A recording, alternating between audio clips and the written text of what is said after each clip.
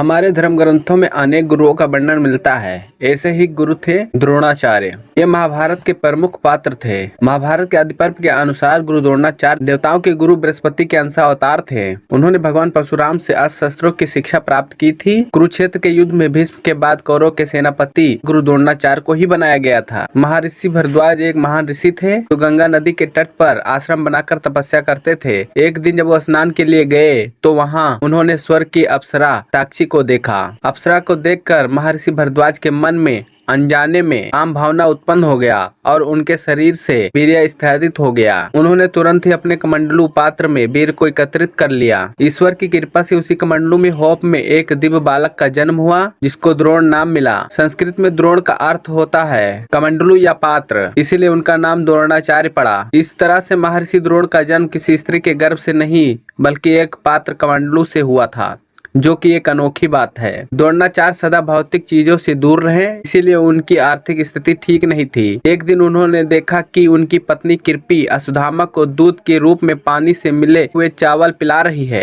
ये देखकर उन्होंने अपने मित्र द्रुपद की याद आती है, जिन्होंने आवश्यकता पड़ने पर उनकी सहायता करने का वचन दिया था। ये सोचकर वो द्रुपद के दरबार में जाते हैं। उस समय द्रुपद पंचाल के राजा थे और गुरु द्रोणाचार्य एक गरीब ब्राह्मण। द्रुपद को अपनी समृद्धि पर घमंड हो गया था और उसने द्रोणाचार्य को अपना मित्र मानने से इनकार कर दिया। हालांकि उन्होंने द्रोणाचार्य की सहायता करने की बात कही, लेकिन दयालुता के भाव से। अपने मित्र की ऐसी बातें से गुरु द्रोणाचार्य को बहुत ही भावना महसूस होती है और द्रुपद की सहायता अस्वीकार कर देते हैं। द्रोणाचार्य ने द्रुपद की सहायता लेने से इनकार कर दिया, परंतु उन्होंने अपने परिवार की समर्थन करने के लिए कुरुवंश का गुरु बनना स्वीकार कर लिया। उन्होंने कुरुवंश के राजा पांडु और धृतराज के पुत्रों को अपना शिक्षक बनाया और उन्हें उस समय सर्वोत्तम शिक्षा प्रदान की। अर्जुन राजा पांडु के पुत्र थे और उन्हें धनुर्विद्या में बहुत रुचि थी। भीम और दुर्योधन दोनों को गदा में विशेष रुचि थी। धर्मराज युधिष्ठिर को भाले का विशेष प्रशिक्षण दिया गया क्योंकि उनकी रुचि उसमें थी।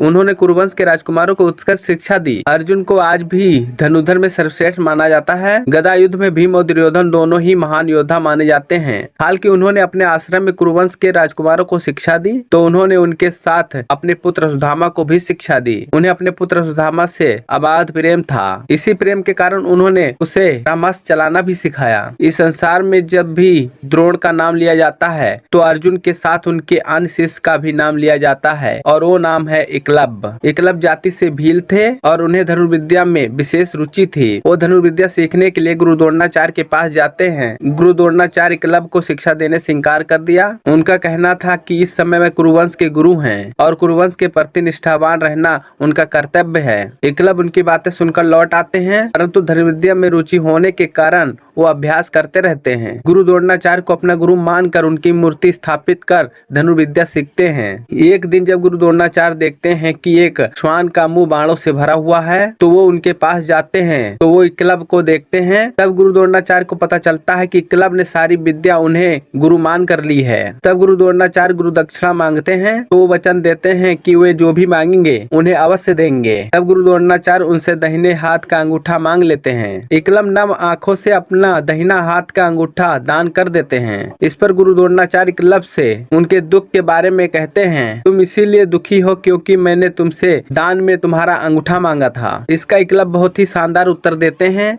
मुझे दुख इस बात का नहीं है कि आपने मुझसे मेरा अंगूठा मांगा है, बल्कि दुख इस बात का है कि मैं मात्र अपना अंगूठा ही दक्षिणा में दे सका। एकलव्य इस बात से गुरु द्रोणाचार्य बहुत प्रभावित होते हैं और उन्हें आशीर्वाद दिया कि जब भी धनुर्विद्या में बात आएगी तो एकलव्य का नाम बड़े आदर से लिया जाएगा और दुनिया उन्हें महान धनुर्धर के रूप में जानेगी। गुरु द्रोणाचार्य ने महाभारत के युद्ध में अति महत्वपूर्ण भूमिका निभाई। उस युद्ध के अति प्रसिद्ध चक्रव्यूह को रचने वाले गुरु द्रोणाचार्य ही थे, लेकिन उसी युद्ध में नीति ने एक और खेल दिखाया। सोचिए ऐसा क्यों है कि द्रोणाचार्य की मृत्यु सिर्फ दुष्टदुम्न के हाथों क्यों हो सकती थी? क्योंकि उसका जन्म ही प्रतिशोध के लिए हुआ था। महाभारत के युद्ध में कृष्ण ने एक योजना बनाई और उस योजना के अनुसार युद्ध में ये बात फैला दी गई कि अश्वत्थामा मारा गया, मगर धर्मराज झूठ बोलने के लिए तैयार नहीं थे। ऐसे में अवंतित राज के एक हाथी जिसका नाम अश्वत्थामा था, उसका भीम द्वारा वध कर दिया गया। युद्ध भूमि में अश्वत्थामा की मृत्यु की खबर फैला दी गई। गुरु द्रोणाचार्य स्वयं इस बात की पुष्टि के लिए युधिष्ठिर के पास गए, मगर जैसे ही धर्मराज ने उत्तर दिया कि अश्वत्थामा मारा गया, परंतु हाथी किस उसी समय शंखनाद कर दिया। उसी ध्वनि के कारण द्रोणाचार्य आखिरी शब्द परंतु हाथी नहीं सुन पाए और उन्हें ये विश्वास हो गया कि युद्ध में उनका पुत्र अश्वत्थामा मारा गया। अपने पुत्र की मृत्यु का समाचार सुनने के बाद गुरु द्रोणाचार्य ने शस्त्र त्याग दिए और रणभूमि में शोक में डूब गए। इस मौके का लाभ उठाकर द्रौपदी के भाई दुर्योधन ने निहत्थे द्रोणाचार्य का सर धड़ से अलग कर दिया। बस आज की वीडियो में इतना ही। वीडियो पसंद आए तो वीडियो को लाइक शेयर जरूर करें और ऐसी ही वीडियो देखने के लिए आप हमारे चैनल को सब्सक्राइब अवश्य करें। वीडियो देखने के लिए धन्यवाद।